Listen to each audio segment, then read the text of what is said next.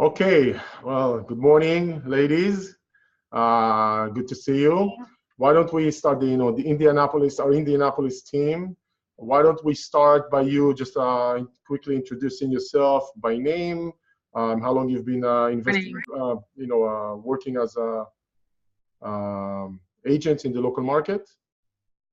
I'm Sarah Skidmore, and I've been doing this since 2009. I'm Christy Snap, and I've been doing this since 2011, selling here in Indianapolis. Gotcha. Okay. Very good. So what we want to do in this session, we want to actually give our investors an opportunity to see who you are in person and to talk a little bit about the Indianapolis market at large. We're not going to dive into every neighborhood and what's going on there and in terms of data, but we're just going to want to talk about what makes Indianapolis an exciting market, a good market, somewhere. Why would I as an investor want to consider investing there? What are the driving economic forces? What are you seeing the patterns of migration and growth? Maybe a little bit to the past, and maybe as much as you can tell into the future what you're seeing. Is if you can maybe highlight some of the bigger no names that are part of the growth, such as maybe NASCAR. I don't know if it's part of the growth or just a no name, or maybe other employers that are operating there that are kind of part of the stability of the local market. Yeah, so I think that one of the reasons that our rental market is huge is because we have, I think 5 or 6 colleges. So we have, a large population that come here. They stay for, lawyer programs, doctor programs, so they don't leave after 4 years. So a lot of these people rent when they're going into their professional college, careers. We have, I don't even know, probably 20 hospitals local just to Indianapolis in the metro area. So people get recruited to come here, for short term and also for, relocating. Some of our bigger companies, we have Salesforce. We have Home Advisor, which was bought out by from List. We have Eli Lilly, Roche. We've got tons of distribution centers here, distributing all kinds of products. And we're still currently in the top 20 running for Amazon to possibly build a site here. A lot of our township areas,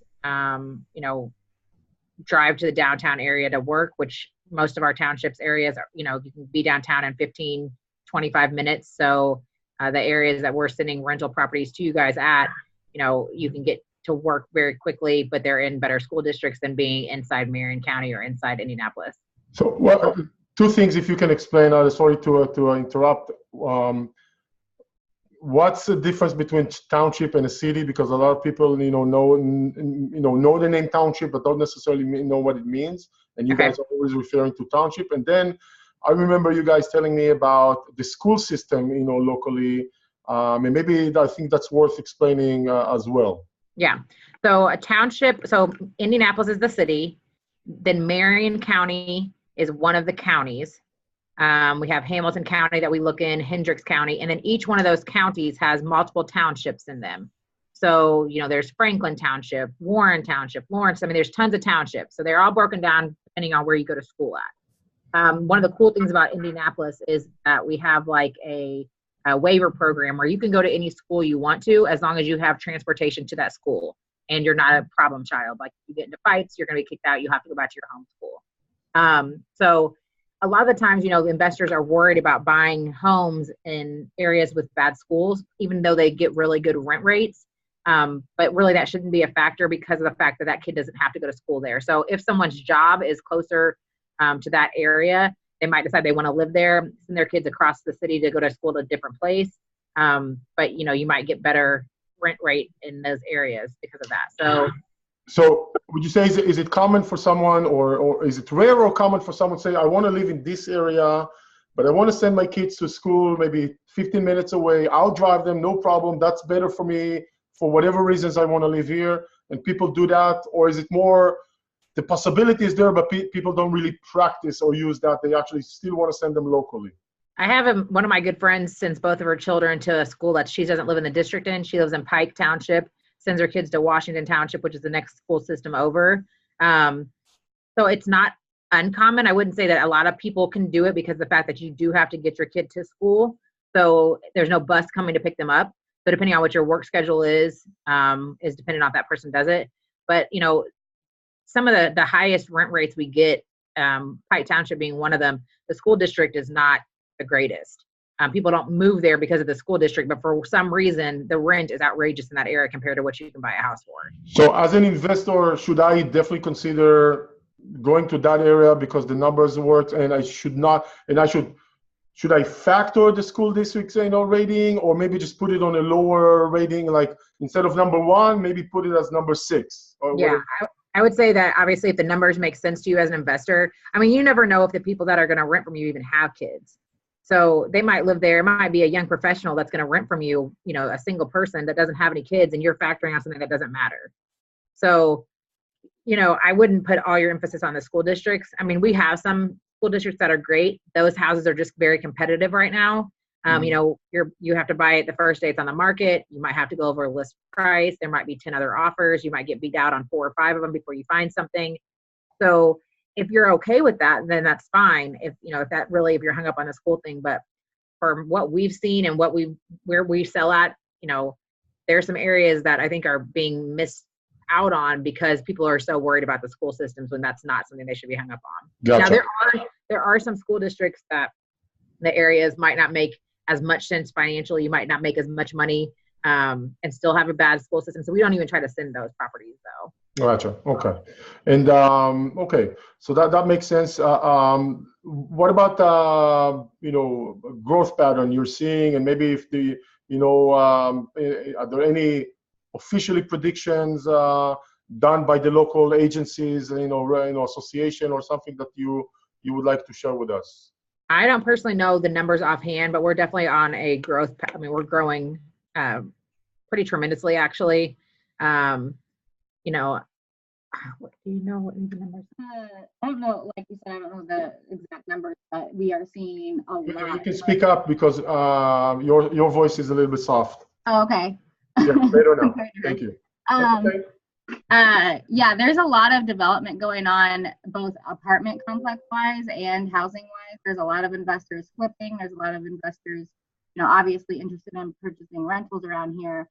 And we're seeing sort of there's a gap between, I would say, Midtown, where we are in Broad Ripple area, and downtown, and that gap is closing because there's some housing areas that are still kind of what's the word, transitional, but there's people putting their money into those areas because we're running out of space, so that gap is quickly closing. So there's a lot of money being put into a lot of different neighborhoods around here, and like I said, the apartment complexes alone, we're seeing a lot of those being built, which is an indicator of, you know, there's a need for rentals and there's a need for housing in general for a lot of people in Indianapolis. So we're seeing a lot of growth, I think, in all aspects of real estate and in the economy with, you know, businesses around here. And I also know that the tech industry, and there's a lot of startups that are coming here because there's benefits and tax breaks for them to start in Indiana that our state government has put into play. So they're coming from Seattle, Oregon, and coming from the West Coast here because it's cheaper for them to start a business here. So we're seeing a lot of young people move to Indianapolis. We're also, the city is trying to build more of a transit system. We have a bus program, obviously, that, you know, most cities have, but we don't have a subway system or anything like that yet. But they are in talks of doing some things like that to kind of expand our metropolis even more. One of the girls that works for us went to a meeting a couple of weeks ago where it was some of the top presidents of the real estate companies that had come to meet. And they were saying that Indianapolis in the next 20 years will kind of coincide with Lafayette, which is about an hour north of here. And there won't be any, it'll all be homes between here and there. So we're just seeing one urban sprawl. Yes. They're going to call it just, what was the word? Megatropolis? Megapolis. Is what they're saying. So, when we drive, you know, 20 minutes outside of the city now, it's all houses. And, 10 years ago when I started, that was all cornfields. So there's so much room to build here that it's just going to keep expanding. And, a lot of the problems are for buyers, first-time buyers, and why they rent is to build a new house. I mean, you're lucky if you can find something under $200,000 to start out with a new build. So Gotcha. it's kind of a missed market for the first-time buyers. They're waiting a little bit longer to buy something because the home prices are drastically increasing. So there's a good rent market here. Okay. Now we're looking at houses. Is there something specifically we need to watch for that is very common to the area? For example, in Tampa, we like, if we can, or people really like block homes. In Salt Lake City, people like bigger, more bedrooms, big families. Is there something that it's more culturally or for one reason or more common to the area as specifically that we should be targeting or trying to target in Indianapolis? I mean, I can't think of anything offhand that someone's going to be like, one way or the other. I think as long as you have 3 bedrooms, more or less 2.5 bathrooms, they're pretty easy to rent. We don't have any kind of cultural thing where, with lots of families with big kids. Most of these houses are, that are being built are vinyl houses. I can't think of anything offhand that we need to watch out for or to definitely just look for. Okay. And talk about the range of houses that we're considering in terms of prices and maybe what, on the lower end in our scale, what the rent would be and all the way, where we would go all the way, and maybe some ways to get some advantage in the marketplace in buying houses these days. We should say we are speaking in April of 2018, so it's got to be tangible to the current times. Well, I would say that we're really looking between, like 110 to 160-ish. Mm-hmm. Sometimes we can go a little bit higher depending on what the client wants. And then those ranges we're seeing are somewhere between 1150 on the low end, and I've seen them all the way up to about 1800, depending on what side of town you're on. I mean, the advantage, obviously, these days is just being able to be the first offer in. Our cash deals aren't even winning everything anymore because mortgages are so strong. So it really isn't, hurting anyone to have a mortgage. So cash deal is maybe a little bit of an advantage, not necessarily. Yeah, a little bit. Responding quickly. If responding quickly, I mean, cash is great if there's nobody living in the house and you can close in 2 weeks. But if it's somebody that's got to move out and, they need 30 to 45 days to move out, then it's not, if the mortgage is offering a lot more on purchase price, then they'll go with that. Okay.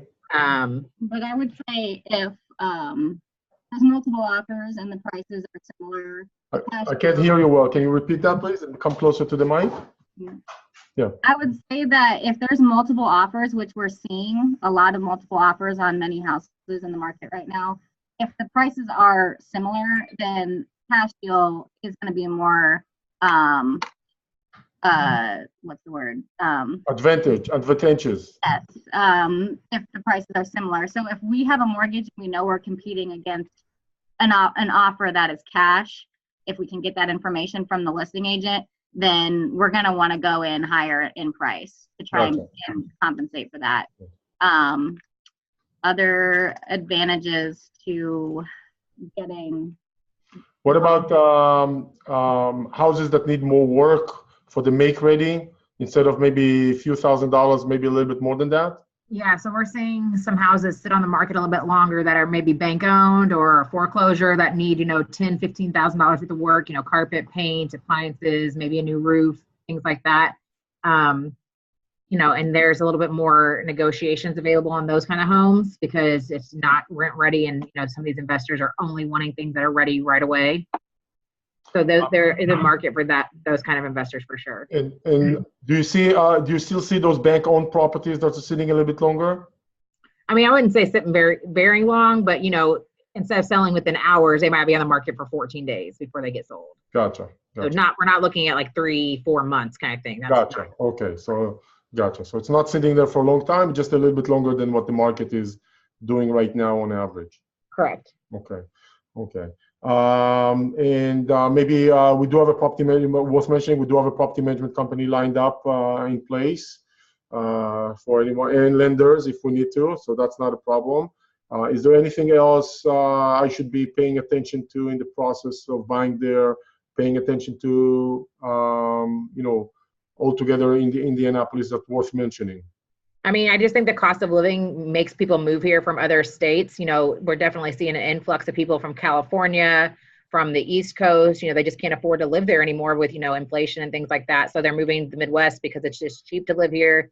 You know, you might not make quite as much money, but you can enjoy things for a lot cheaper. So I think that's important to why people live here. That's the reason I live here. Okay. So it sounds like in order to be competitive in this market, you probably want to be quick to respond, number one, right? As quickly as possible. Cash can help, but not necessarily a guarantee that it will help. It really depends on the circumstances. And maybe tap into houses that need a little bit more work than just a few $1,000s. When we say work, we mean the make ready, to make them rent ready. And we have people that will do, you know, that work on the ground. They just need to know that, be ready financially to spend another, you know, instead of $5,000 after closing, maybe 10 or 15 or even more, depending what the house will do. And we'll be able to provide a more detailed quote on that house once we put it on a contract. Is that right? Yes. So once we have it under contract, we'll have the property management company go out and kind of do a once over and get you know, an exact number. We are kind of speculating because, you know, we obviously aren't carpet installers and stuff, so we don't know exactly. You mean estimating the how much work before seeing the house? Correct. Yes. It's also worth mentioning that we submit an offer first, then you guys go see the house while scheduling the inspection, then having the inspection, and then trying to make sure the property manager will go there after the inspection if possible, and then they will provide the more refined bid of what needs to be done, and that all be done in the the diligence period, not after we're out of that period of the diligence period. Is that correct?